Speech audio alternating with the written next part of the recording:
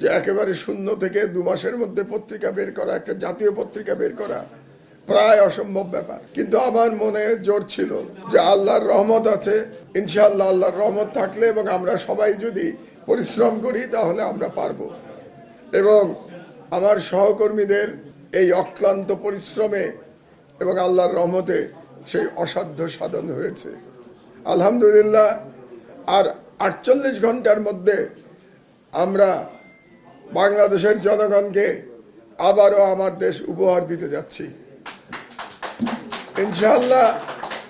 22 তারিখে রোববার সকালে আপনাদের প্রত্যেকের বাসায় বাসায়, অফিসে, সর্বত্র আমার দেশ পৌঁছে যাবে ইনশাআল্লাহ। এবং আপনারা হয়তো একটু অবাকই হবেন শুনলে যে এত ব্যস্ততার মধ্যেও আমাদের ইউটিউবে যতগুলো কন্টেন্ট হয়েছে এবং ফেসবুকে যতগুলো আপলোড করা হয়েছে, প্রত্যেকটা কমেন্ট আমি নিজে পড়েছি, প্রতিটি কমেন্ট আমি নিজে পড়েছি।